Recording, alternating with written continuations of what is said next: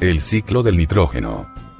El nitrógeno es un elemento químico, perteneciente al grupo 5A, del sistema periódico, de número atómico 7, y masa atómica 14. Es también llamado azoe, sin vida, debido a su incapacidad para sostener la vida y la combustión. Constituye el 78% en volumen del aire atmosférico, atenuando la acción oxidante del oxígeno. Combinado aparece en la naturaleza formando óxidos, nitratos y nitritos, amoníaco y sales amónicas. También forma parte de aminoácidos. Fundamentalmente se obtiene a partir del aire, por eliminación del oxígeno. Es muy poco reactivo, dada la gran estabilidad de su molécula. Se emplea en la creación de atmósferas inertes y licuado, en la industria del frío. A continuación veremos el documental completo. En una cama de este hospital, cuando era niño, pasé 16 largas semanas luchando por mi vida. Me estaba envenenando desde dentro por la acumulación de nitrógeno en mi cuerpo. Mis riñones estaban colapsados. No me acuerdo apenas de mi enfermedad, pero sí conservo dos vívidos recuerdos de este lugar. El primero, un periodo de inanición, durante el cual pedía la comida a gritos, y el segundo, mi recuperación gradual con una dieta libre de nitrógeno que consistía principalmente en manzana hervida. Todavía no puedo mirar este alimento cara a cara. Muy bien, intentaremos encontrar tu riñón. Ponemos un poco de gelatina. Está un poco fría. Está fría, ¿verdad? Voy a utilizar esta sonda para intentar encontrarlo.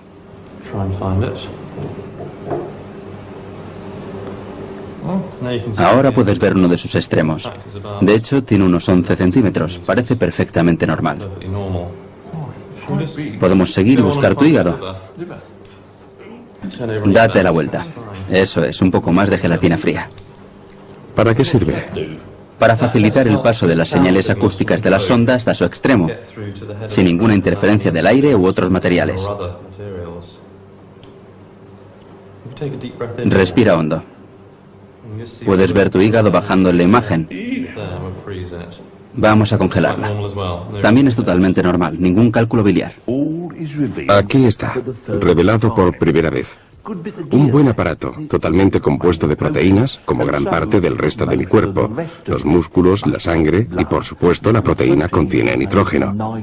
Si volviera a mostraros mi estómago dentro de unas 6 semanas, tendría exactamente el mismo aspecto, pero no sería el mismo porque todo mi cuerpo se encuentra en un proceso de remodelación y reparación constante.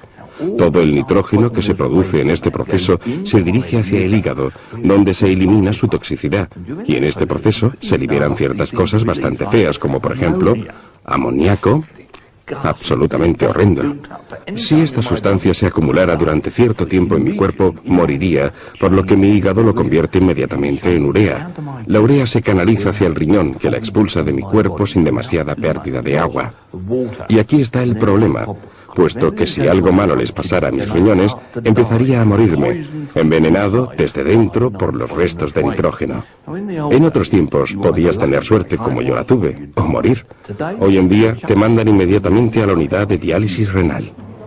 Aquí, los enfermos acuden a intervalos regulares para conectarse con un riñón artificial que limpia los restos de nitrógeno de sus sistemas.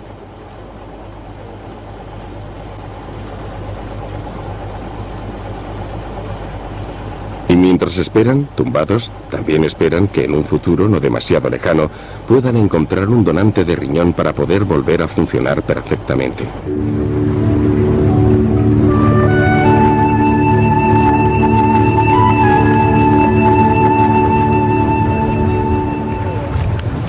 El nitrógeno, un asesino en potencia, y sin embargo está siempre presente a nuestro alrededor, envolviéndonos como una manta de muerte potencial.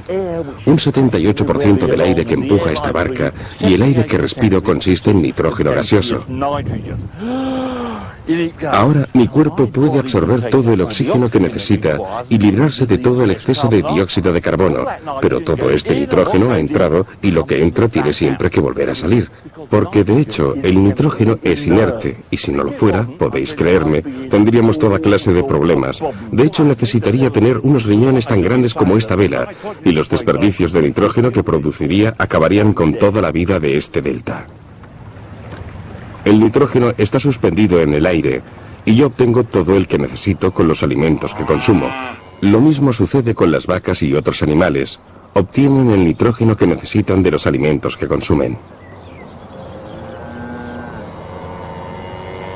Y en el ciclo vital, sale aquí y en otros lugares para enriquecer el suelo con nitratos y amoníaco. Pero en primer lugar, la sustancia sólida debe ser procesada por los hongos y bacterias antes de que el nitrógeno pueda volver a ser absorbido por las plantas.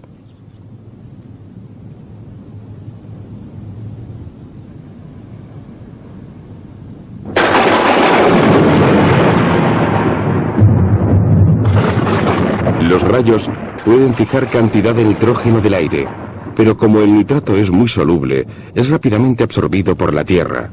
Y este ha sido el problema a lo largo de la evolución terrestre. El nitrógeno es esencial para todas las formas de vida, pero un exceso de nitrógeno mata.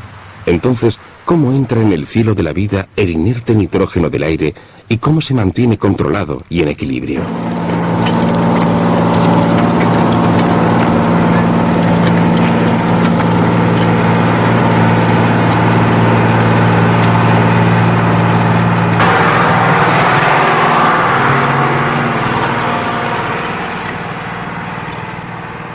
Un puñado de riqueza oculta, no siempre suficientemente apreciada. Hay quien incluso habla de ensuciarse las manos con la tierra, pero en realidad es uno de los recursos más valiosos en este planeta. La tierra viva, llena de minerales, materia orgánica y por supuesto hormigueante de vida, gusanos, insectos, ácaros y ciempiés, todos ellos realizan un trabajo fenomenal descomponiendo y aireando la tierra y dándole estructura.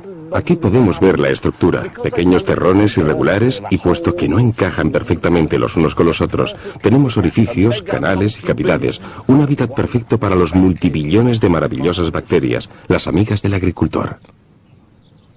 Os presento a una nitrosomona. Utilizando únicamente la energía de los detritus, fija el nitrógeno del aire y añade nitratos a la tierra, un abono gratuito.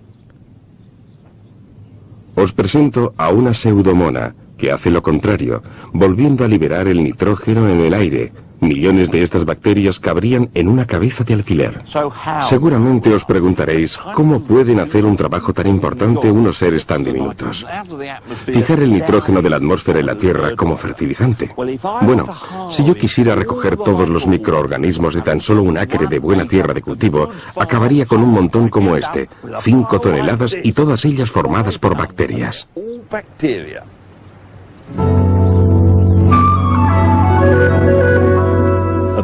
Una tierra perfectamente equilibrada y bien regulada, y un cuerpo perfectamente equilibrado y bien regulado. En esto consiste precisamente el ciclo del nitrógeno.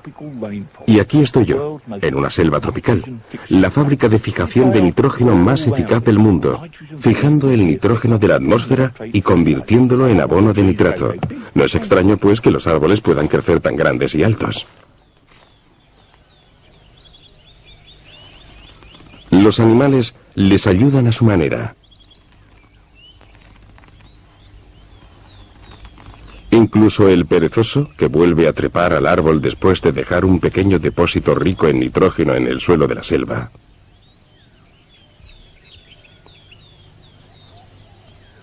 El perezoso también interviene en la fijación del nitrógeno, ya que en su pelaje viven unos microorganismos de color verde azulado. Proporcionan un camuflaje muy necesario a esta lenta criatura. Vistos más de cerca, revelan las células ovales especiales que tienen la capacidad de fijar el nitrógeno del aire.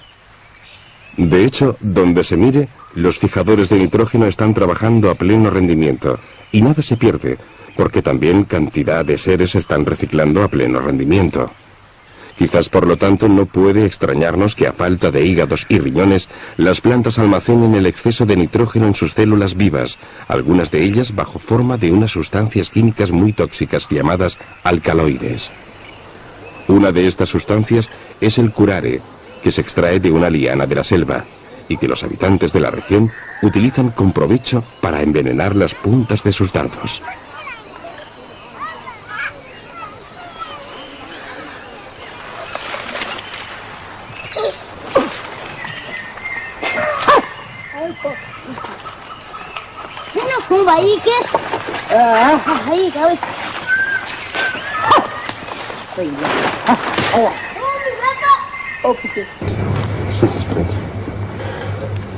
Los estudios científicos han demostrado que varios de estos venenos tienen la asombrosa capacidad de relajar los músculos del corazón, y han sido estas sustancias químicas que contienen nitrógeno las que han posibilitado la cirugía a corazón abierto.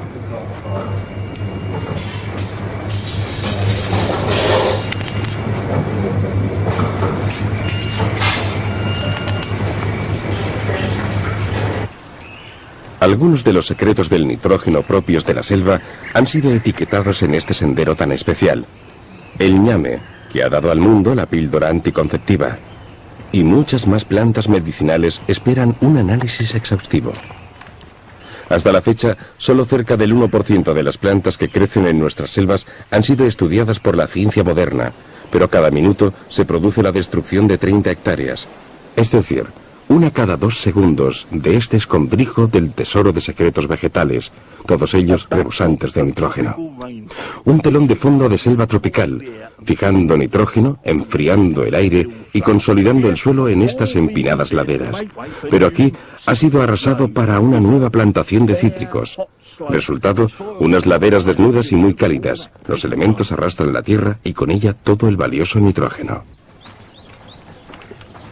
En algunas partes del mundo la agricultura sigue estando gravemente limitada por la disponibilidad de nitrógeno. De manera que el agricultor debe tener muchos conocimientos sobre las familias de las plantas con las que está trabajando. Botánica elemental.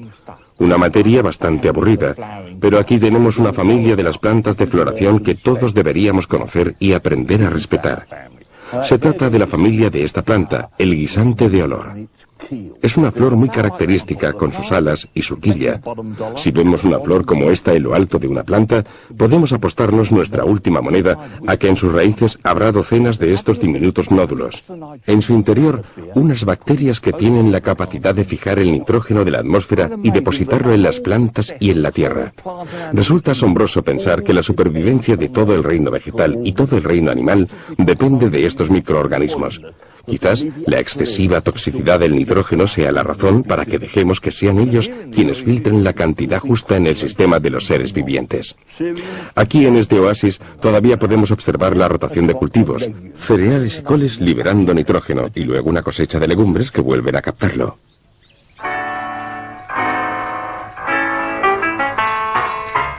No hace tanto tiempo, la rotación de cultivos era común en todo el mundo agrícola, manteniendo nuestros paisajes en una especie de equilibrio y el suelo en plena forma.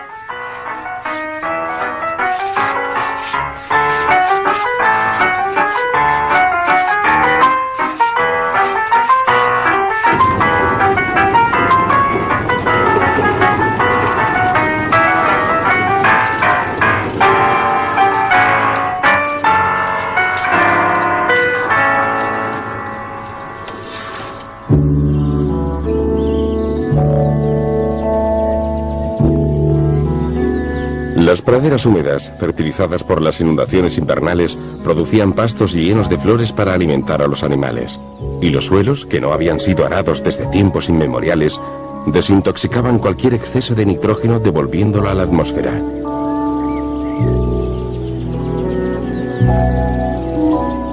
El suelo fértil y los antiguos prados eran los riñones y el hígado de la tierra. Y mientras seguían funcionando perfectamente, el campo conservaba su salud, y los ríos fluían puros y cristalinos hacia el mar.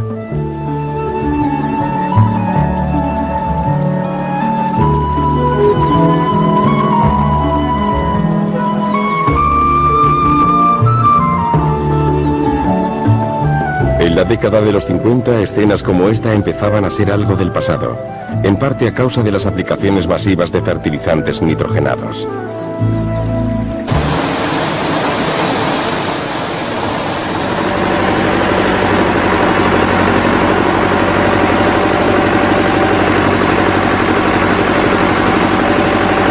Los químicos habían aprendido los trucos del oficio de la fijación del nitrógeno.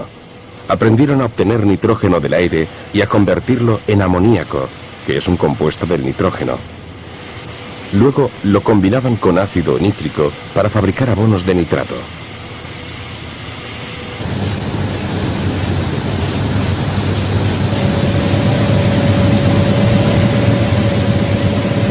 Las bacterias lo hacen con residuos reciclados. Las fábricas utilizan combustibles fósiles. Esto fue lo que cambió radicalmente la cara de la agricultura. Ninguna necesidad de rotar los cultivos, ninguna necesidad de dejar descansar la tierra en barbecho. Solo había que echar el nitrógeno y recoger la cosecha.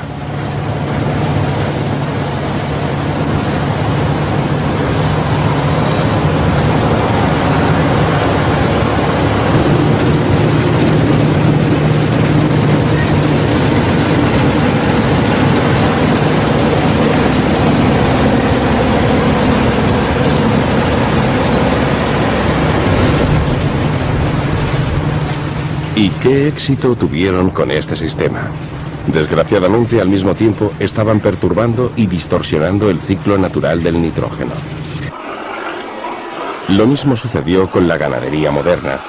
No se trata tan solo de la crueldad de la ganadería industrial, sino que además está creando enormes cantidades de residuos nitrogenados que tienen que ir a parar a algún lugar. A las aves debe gustarles, dijeron. Mirad qué rápido crecen, como la cantidad de vertidos residuales en nuestros ríos.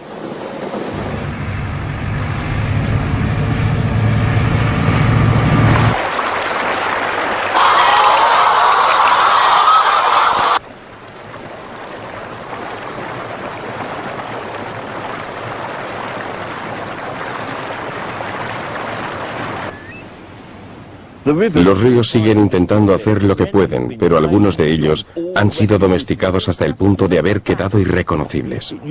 Antes corría serpenteando a través del llano y los pantanos llenos de juncos, cada uno de ellos extrayendo nitratos del agua, como parte del ciclo natural del nitrógeno en el campo. Ahora parece que le hayan puesto un canal de bypass, atravesando en línea recta el centro de los riñones del campo. No tiene la más mínima oportunidad. Y nosotros no mejoramos mucho las cosas con nuestros automóviles, ya que los gases de los tubos de escape contienen óxido de nitrógeno que añade nitratos al ciclo y, por si fuera poco, aumenta la contaminación.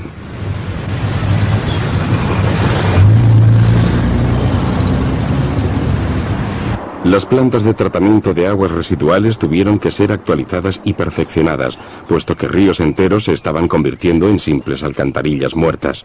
Todo esto costó mucho dinero. Para mantenerlos en vida, los ríos fueron sometidos a sistemas de reanimación, pero el nitrato seguía vertiéndose en las aguas. El mundo empezó a preocuparse, al comprobar el peligro que corrían los nuevos estilos de vida y la vida en sí, ya que un exceso de nitratos en el agua para beber puede matar al ganado y a los seres humanos jóvenes. Los lactantes alimentados con biberón pueden sufrir metahemoglobinemia cuando los nitritos reaccionan con la hemoglobina de su sangre, a veces con resultados fatales. De manera que en la década de los 50 la OMS empezó a preocuparse por una mortalidad infantil potencial. Y en 1980, la Comunidad Europea aprobó una legislación estableciendo que el agua para el consumo humano no debe contener más de 50 miligramos de nitratos por litro. Me encuentro al timón de una embarcación muy especial que pertenece al laboratorio marino de Plymouth y está llena a rebosar de una maravillosa maquinaria de control. Mientras vamos bajando por el estuario del río Tamar, estamos tomando continuamente muestras del agua, la mezcla de agua dulce y agua marina, y uno de los elementos que estamos analizando son los nitratos.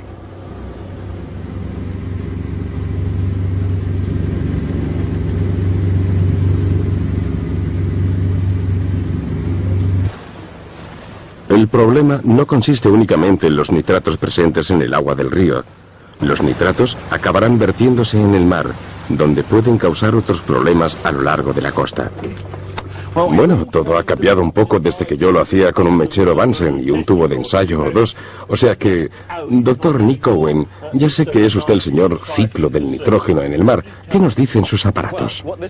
Bueno, este nos está diciendo que la cantidad de nitratos que bajan por el río Tamar, donde nos encontramos, no es especialmente importante. Los niveles son bastante bajos y no tienen un efecto considerable en las aguas costeras. O sea, que no es un río malo. ¿Tenemos algún río malo en cuanto a los nitratos aquí en Gran Bretaña? Hay algunos en los que los niveles de nitratos son mucho más altos que en este, o sea, todos los ríos que confluyen en el estuario del Humber presentan concentraciones mucho más altas de nitratos que las que registramos aquí. Y alrededor del Humber tenemos mucha más agricultura, granjas de cerdos y es un río muy grande. En términos de caudal de agua, sí, ya que es mucho más caudaloso que otros con sus mismas características. Y en cuanto a los nitratos, ¿cuál es la proporción? Unas 3 o 4 veces más alta que en este río. Pero por supuesto, si se multiplica esta concentración por la cantidad de agua en términos de toneladas de nitrógeno, es mucho más alta. Pero no muy lejos, del otro lado del Mar del Norte, debido principalmente a los vertidos del río Rin, las condiciones son realmente muy malas, especialmente las aguas poco profundas que aparecen de color verde intenso en este mapa.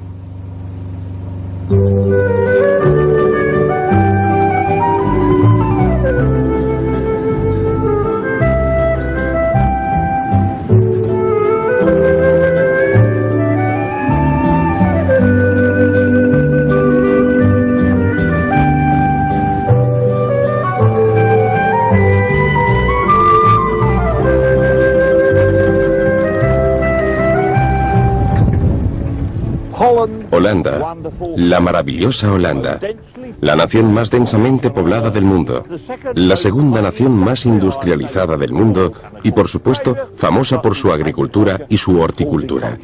Y para poder cultivar productos agrícolas y flores tan intensamente como ellos, se precisa mucha pericia, gran cantidad de productos químicos y sí, lo habéis adivinado, muchos fertilizantes llenos a rebosar de nitrógeno. No resulta pues muy extraño que el nitrógeno sea un problema en cualquier lugar donde uno meta las narices. Hasta el aire huele a amoníaco, especialmente en las zonas de granjas porcinas. 14 millones de cerdos al año, casi todos ellos en condiciones de explotación industrial, donde producen la enorme cantidad de 100 millones de toneladas de excrementos al año. Es un problema tan grave que han construido una estación de investigación porcina para olisquear las soluciones.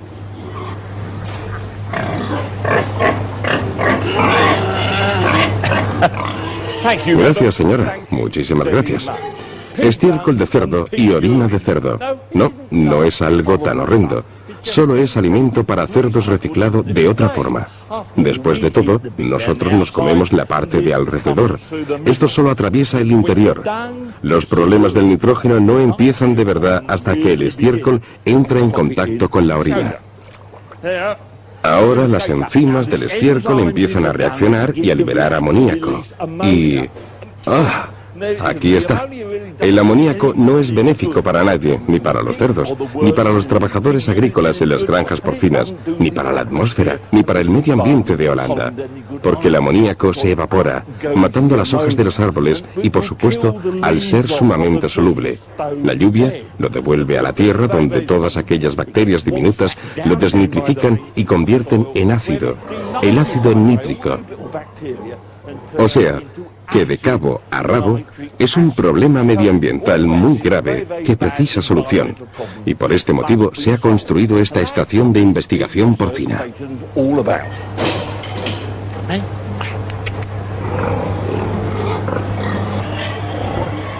A aquellos de vosotros que, como yo, detestan la idea de la ganadería industrial, estas secuencias os horrorizarán. Pero por lo menos el trabajo que se está realizando aquí intenta mejorar las condiciones tanto de los cerdos como del medio ambiente. Gran parte de este trabajo consiste en construir retretes para cerdos que separen los excrementos sólidos de la orina tan rápidamente como sea posible para reducir la superficie de liberación de amoníaco. Estoy en el centro de control de todo el sistema de investigación. Como la alimentación de los cerdos está controlada por ordenadores, ahora están estudiando el problema y comprobando la posibilidad de racionar la cantidad de nitrógeno que entra por delante. Se sabe muchísimo sobre las necesidades dietéticas de los cerdos y por ello se puede limitar la cantidad de nitrógeno y aminoácidos esenciales que contienen los piensos y luego racionar la cantidad de nitrógeno a lo largo de todo el ciclo de crecimiento del cerdo. La magia reside, por supuesto, en que lo que no entra por delante no saldrá tampoco por detrás, causando todos estos problemas. O sea, que aquí estoy capaz de controlar la cantidad de nitrógeno en la caca y el pipí.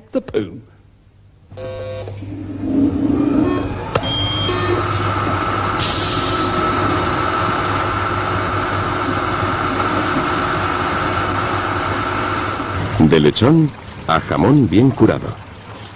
Aquí están intentando limitar la contaminación del aire y el agua. Y la cosa parece funcionar. Pero sigue existiendo el problema de qué hacer con las grandes cantidades de residuos sólidos, que también son muy ricos en nitrógeno. De manera que han construido una planta especial para procesar también la caca de los cerdos. El ganadero causó el problema y el ganadero tendrá que pagar para limpiar los vertidos. Y para que todo esté claro y bien a la vista, se están tomando muestras continuamente para establecer la cantidad de líquido y de sólido que contienen los vertidos. Cuanto más líquido esté presente, más le costará al ganadero. Pero será un dinero bien empleado, porque de esta horrenda porquería de color marrón, llena de nitratos y otros problemas medioambientales, obtendremos por un lado un producto sumamente vendible para el mercado internacional y por otro lado, agua suficientemente pura para que incluso un visitante como yo pueda beberla. Primero, el estiércol líquido se fermenta en estos enormes tanques de digestión, de donde se canaliza el metano para contribuir a calentar la planta durante el invierno. A continuación se separa el estiércol líquido procesado. El líquido se remueve y airea meticulosamente, y los sólidos se secan en una serie de tambores giratorios para que se conviertan en bolitas secas ricas en nitrógeno. Finalmente, el líquido se calienta y destila para eliminar cualquier agente patógeno y cualquier impureza.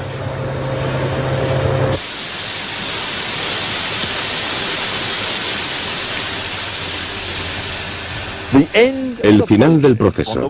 Por un lado, agua suficientemente pura para que pueda beberla, y tiene muy buen sabor, casi pura agua destilada, y por el otro, abono orgánico en forma de bolitas.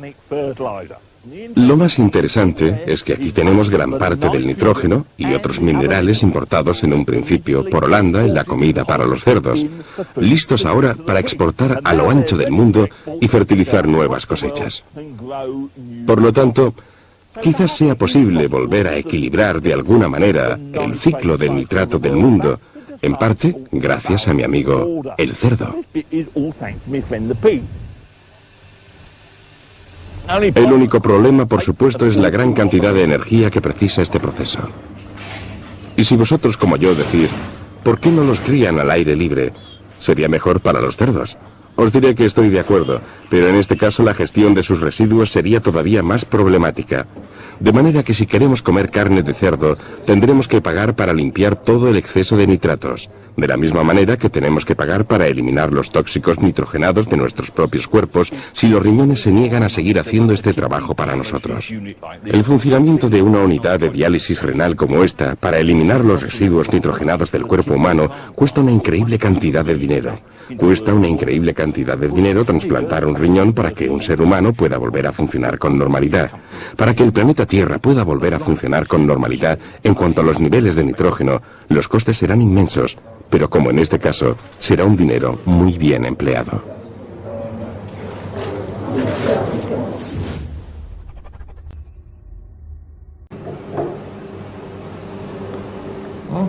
Ahora puedes ver uno de sus extremos. De hecho, tiene unos 11 centímetros. Parece perfectamente normal. Podemos seguir y buscar tu hígado. Date la vuelta. Eso es, un poco más de gelatina fría. ¿Para qué sirve? Para facilitar el paso de las señales acústicas de la sonda hasta su extremo, sin ninguna interferencia del aire u otros materiales. Respira hondo. Puedes ver tu hígado bajando en la imagen. Vamos a congelarla. El ciclo del nitrógeno. El nitrógeno es un elemento químico, perteneciente al grupo 5A, del sistema periódico, de número atómico 7, y masa atómica 14.